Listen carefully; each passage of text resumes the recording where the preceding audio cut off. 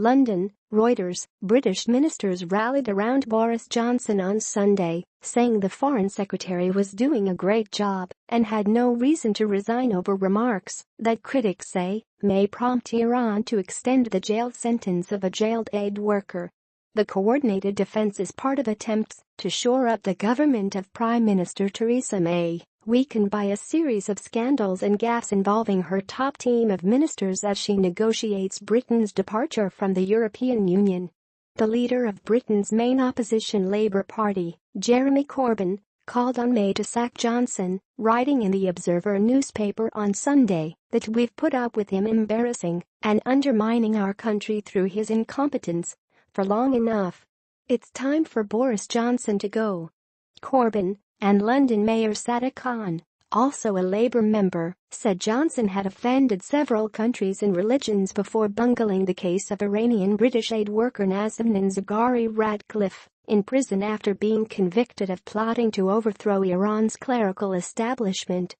But two of his allies, Brexit Minister David Davis and Environment Minister Michael Gove, defended Johnson, who last week said he could have been clearer in his remark that Zaghari-Ratcliffe had been teaching people journalism before her arrest in April 2016.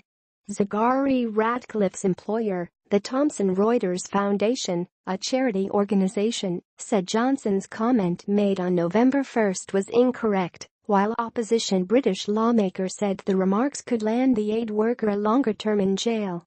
The Thomson Reuters Foundation is independent of Thomson Reuters and operates independently of Reuters News.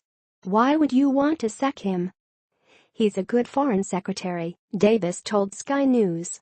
Gove urged critics to stop focusing on Johnson's role in the case and instead to question the motivation of what he called the Iranian regime in jailing Zaghari-Ratcliffe. "There is no reason, no excuse and no justification for her detention and she should be released," he told the BBC's Andrew Marr show.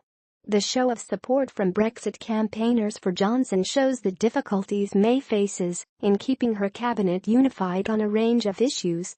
She lost two of her ministers in a week. Michael Fallon quit as defense minister in a growing sexual harassment scandal, and then Priti Patel was forced out of her job as aid minister over undisclosed meetings with Israeli officials.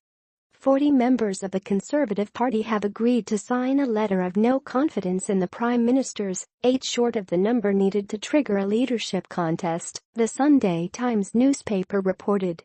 Fusion Media or anyone involved with Fusion Media will not accept any liability for loss or damage as a result of reliance on the information including data, quotes, charts and buy-sell signals contained within this website.